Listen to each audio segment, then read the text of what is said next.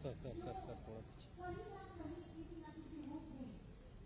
हमारे जीवन के लिए बहुत लाभकारी है। हमारे जीवन का उद्देश्य यही होना चाहिए कि जो चीज हमारे लिए लाभप्रद हो वो चीज हम अपनी आने वाली पीढ़ियों के लिए रोक कर रखें। क्योंकि कहते हैं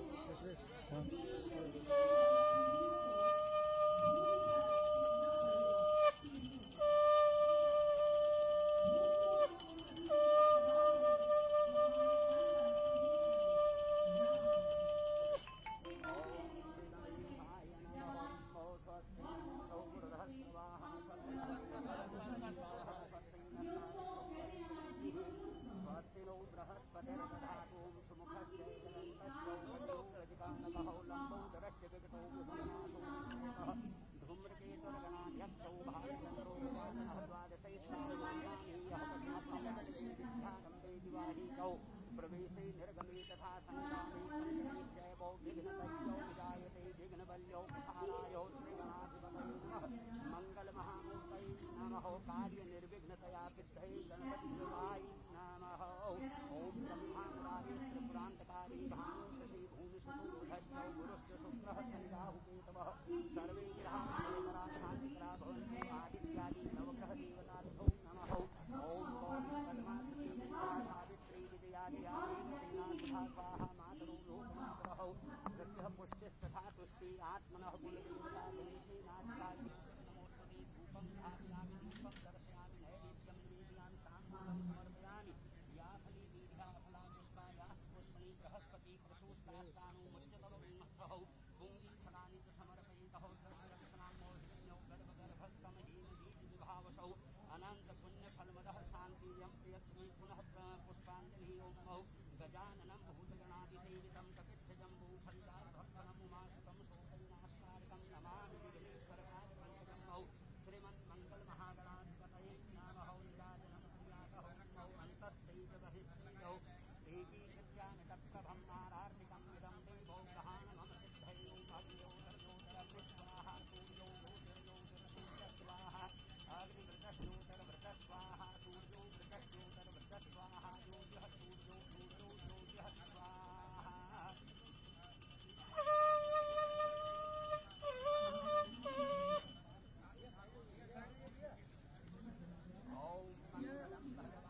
एक ही साथ लगाना है क्या इसको? सर मीडिया है, आप इधर आ जाइए। सर प्लीज सर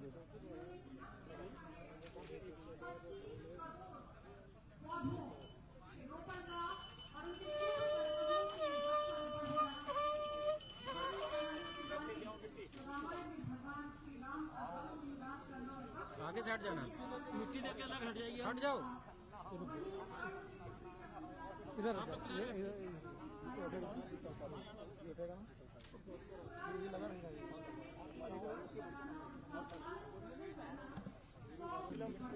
भाई साहब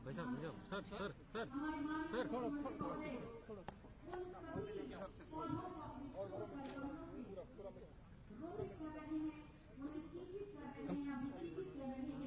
और आने वाली पीढ़ियों को दान के रूप में उनके जीवन उनकी जिंदगी को खुशहाली से भरने के काम में अपना महत्वपूर्ण योगदान दिया।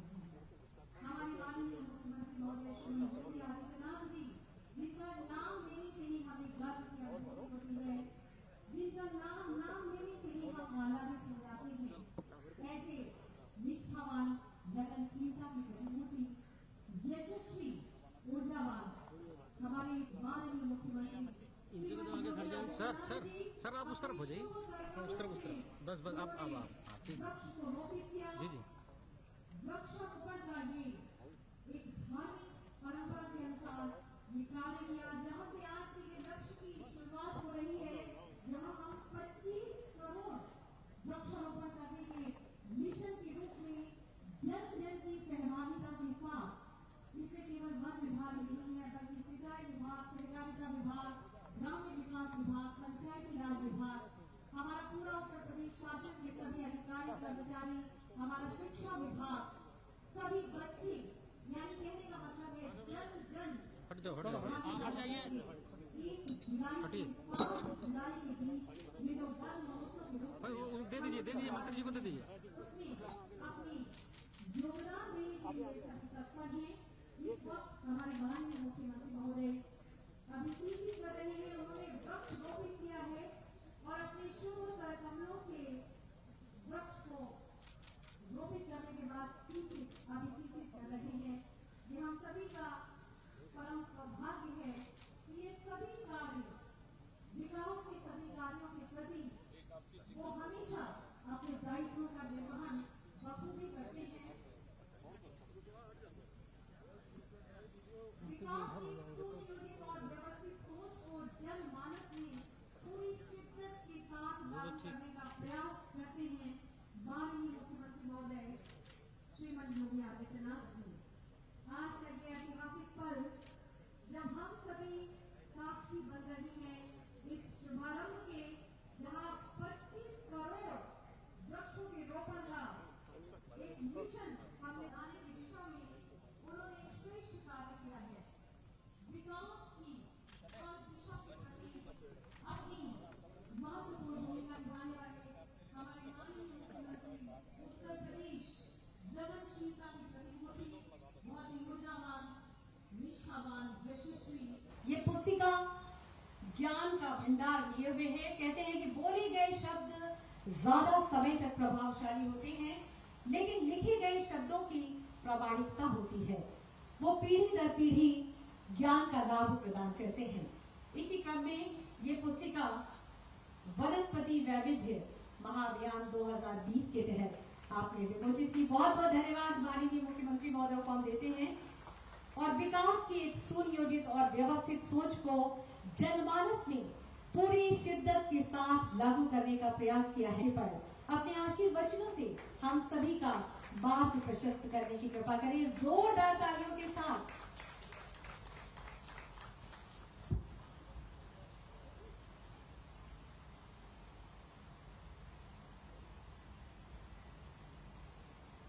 वन महोत्सव कार्यक्रम की श्रृंखला में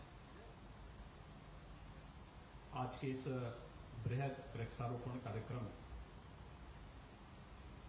में उपस्थित उत्तर प्रदेश शासन में मेरे सहयोगी मंत्री वन मंत्री श्री दारा सिंह चौहान जी, प्रदेश के मुख्य सचिव श्री आर.के. तिवारी जी, अपर मुख्य सचिव गृह श्री अवनीश कुमार अवस्थी जी,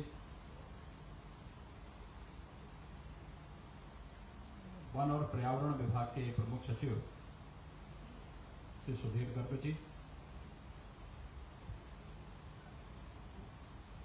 वन विभाग के सभी अधिकारीगण, पर्यावरण के प्रति जागरूक विभिन्न संगठनों के सभी पदाधिकारी और उपस्थित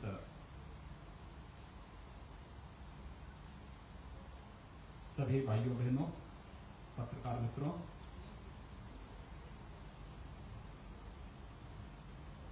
वन महोत्सव के साथ ही आज की तिथि का अपना महत्व है। भारत की ज्ञान की परंपरा के प्रतीक भगवान वेदव्यास की जन्मतिथि भी है। व्यास पूर्णिमा गुरु पूर्णिमा के रूप में विख्यात है। भारत की श्रेष्ठ ज्ञान की परंपरा के प्रति कृतज्ञता ज्ञापित करने की तिथि और पर्व गुरु पूर्णिमा के साथ ही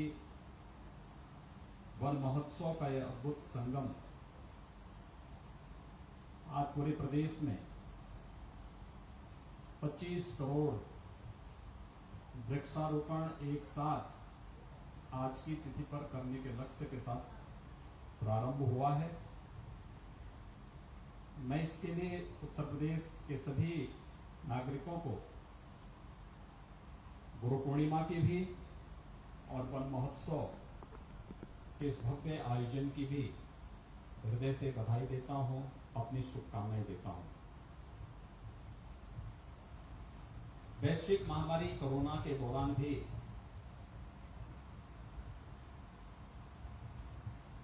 हम कोरोना के बचाव और उपचार से संबंधित जो प्रोटोकॉल जारी हुआ है उसका पालन करते हुए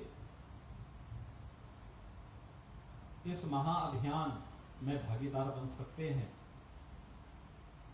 यह वन महोत्सव का बृहद वृक्षारोपण कार्यक्रम का यह अभियान उसका साक्षी बन रहा है और मुझे प्रसन्नता है कि प्रातः काल से ही प्रदेश के सभी 75 जनपदों में अलग अलग स्थानों पर इस कार्यक्रम के प्रति अलग ही जुनून और जोश देखने को मिल रहा है। अब तक 5 करोड़ 30 लाख से अधिक वृक्ष उत्तर प्रदेश के अंदर लग चुके हैं और इसमें निरंतर वृद्धि हो रही है। यानी इस बात को प्रदर्शित करता है कि शासन के प्रति आम जन के विश्वास को तो प्रदर्शित करता ही है, लेकिन साथ ही साथ हम अपने पर्यावरण के प्रति भी कितने जागरूक हैं, इसका भी एक सुंदर उदाहरण आज का एक कार्यक्रम प्रस्तुत कर रहा है। कोविड-19 के पूर्व और कोविड-19 के दौरान और उसके उपरांत ये 3 प्रकार की श्रेणियां दुनिया के अंदर स्पष्ट देखने को मिलेंगी और ये 3 प्रकार के जो आयोजन हैं वे इस बात को स्पष्ट करेंगे कि कोविड-19 के पूर्व इस दुनिया की स्थिति क्या थी, कोविड-19 के दौरान क्या रही और कोविड-19 के बाद दुनिया में क्या परिवर्तन होने जा रहे हैं। लेकिन जब मैं देख रहा था अभी वृक्षारोपण अभियान का जो वन विभाग का मीटर जब चालू हुआ तो निरंतर उसमें अलग अलग स्थानों पर वृक्षारोपण की तस्वीरें सामने आ रही हैं।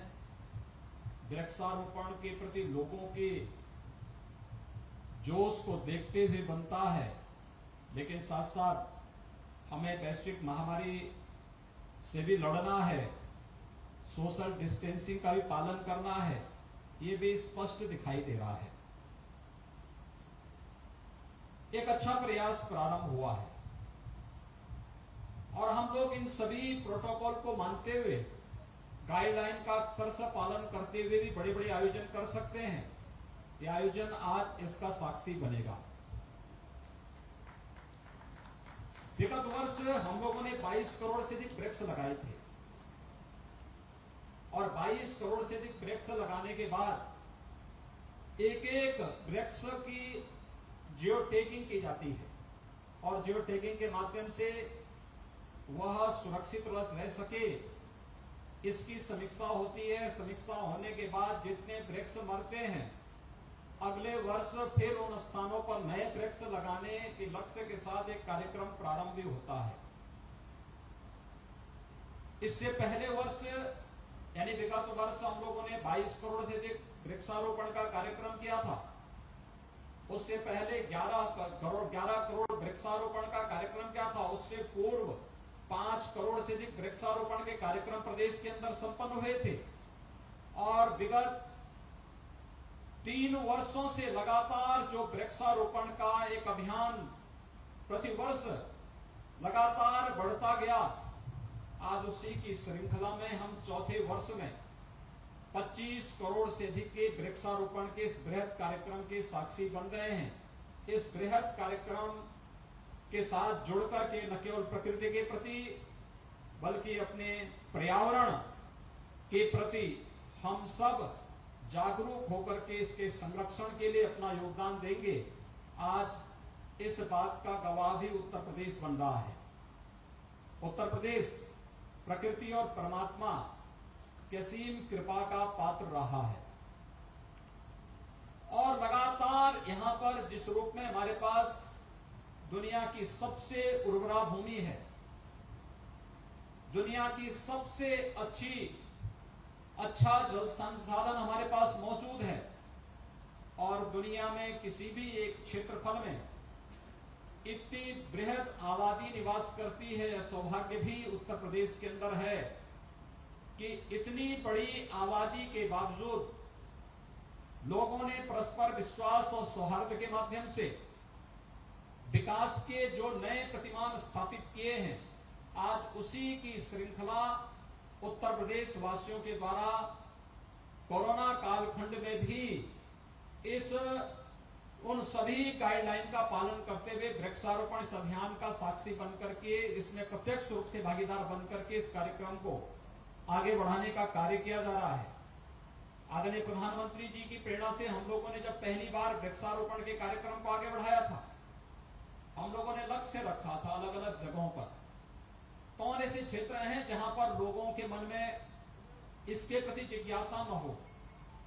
वहां पर हर एक व्यक्ति को प्रयास किया गया था कि वे लोग एक एक वृक्ष लगाएं और देखते ही देखते हम लोगों ने देख महसूस किया कि प्रत्येक नागरिक वृक्षारोपण के प्रति अत्यंत जागरूक है, चाहे वह नवग्रह वाटिका का हो, नक्षत्र वाटिका का हो या फिर इसी प्रकार से अन्य प्रकार की वाटिकाओं के माध्यम से लोगों को पर्यावरण के प्रति जागरूक करने का कार्यक्रम रहा हो, या प्रकृति के माध्यम से हम पोषक तत्वों को कैसे प्राप्त कर सकते हैं, सृजन उसका एक उदाहरण है।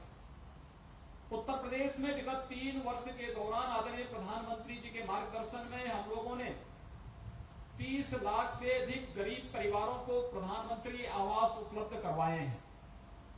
इन 30 लाख परिवारों के घर में एक एक सृजन का पौधा भी लग सके, यह एक बृहद कार्यक्रम विगत वर्ष हम लोगों ने दिया। मुझे प्रसन्नता है कि ज्यादातर परिवारों ने सृजन का पौधा लगाया और सृजन का वृक्ष लगाने के बाद जिन लोगों ने उसकी देखभाल की वो तेजी के साथ वृद्धि कर रहा है। 3 वर्ष के अंदर 3 वर्ष में जब वह वृक्ष फली देने लगेगा और उसकी फली का सेवन अगर वो परिवार करता है तो आप देखना तमाम प्रकार के कुपोषण से मुक्त करने में भी इसकी एक बड़ी भूमिका हो सकती है। अपने आप में प्रकृति के पास सब कुछ है। आखिर आपने देखा होगा कोरोना कालखंड में पूरे देश और पूरी दुनिया ने भारत के प्राचीन आयुर्वेद की शरण में जाकर के अपने इम्यूनिटी को बढ़ाने के लिए हमारे उन प्राचीन ऋषि परंपरा के उस ज्ञान को अंगीकार किया। उसकी शरण में ही पूरी दुनिया आई। आज घर घर में काढ़ा बनता हुआ दिखाई देता है। मैं तो मानता हूं कि बहुत सारे लोग धीरे धीरे करके जो विभिन्न प्रकार के अन्य पेय की तरफ जाते थे, आज वे काढ़ा की तरफ जा रहे हैं, काढ़ा को ले रहे हैं। काढ़ा विशुद्ध रूप से हमारा प्राकृतिक औषधि के भंडार का एक न्यूनतम अंश है, लेकिन हमारी दिनचर्या का हिस्सा बन जाए, ये आज हम सबको देखने को मिल रहा है। और आपने देखा होगा किस रूप में हम लोगों ने तेजी के साथ इसे अपनाया है और लोग कैसे इसको लेकर के आज काढ़ा के प्रति या उन तमाम औषधीय वृक्षों के प्रति एक नई जागरूकता लोगों के मन में देखने को प्राप्त हो रही है। एक अच्छा प्रयास है। अगर हमें जीव सृष्टि को बचाना है तो हमें साथ साथ अन्य कार्यों के प्रति भी जागरूक होना पड़ेगा और यह एक बड़ा लक्ष्य हम सब लेकर के चलेंगे। इस विश्वास के साथ मैं आज के इस अवसर पर वन विभाग को, यद्यपि वन विभाग इसका नोडल विभाग है, लेकिन उत्तर प्रदेश सरकार के सभी विभाग इसके साथ जुड़े हुए हैं, सभी विभाग जुड़े हुए हैं। इसमें कृषि विभाग जुड़ा हुआ है, ग्राम विकास और पंचायती राज विभाग जुड़ा हुआ है, इसके साथ हमारे सड़क परिवहन से जुड़े हुए जितने विभाग हैं, चाहे वह पीडब्ल्यूडी हो, चाहे वह आरईएस हो, चाहे वह जो भी सभी विभाग इसके साथ जुड़े हुए हैं। गृह विभाग भी, शिक्षा विभाग में भले ही छात्र छात्राओं को बड़ी संख्या में नहीं इसमें आमंत्रित किया गया, लेकिन हमारे एनएसएस, एनसीसी स्काउट गाइड से जुड़े हुए स्वयंसेवकों को इसके साथ जोड़ करके इस बड़े कार्यक्रम को आगे बढ़ाने का कार्य किया गया है और सभी ने इस लक्ष्य को प्राप्त करने के लिए अपने स्तर पर नए सिरे से प्रयास प्रारंभ किया है। मुझे आज प्रसन्नता है कि हम केवल वृक्ष लगाए ना बल्कि उसको बचाने के लिए भी हमारी अभी से तैयारी होनी चाहिए।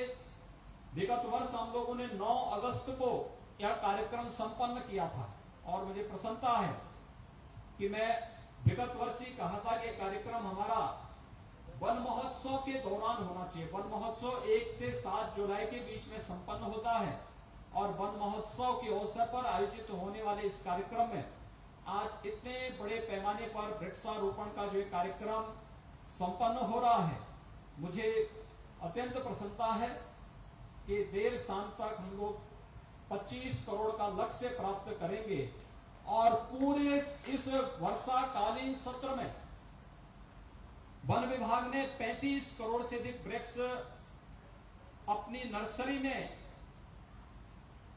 स्वयं या फिर किसानों को प्रोत्साहित करके वहां पर उगाए हैं।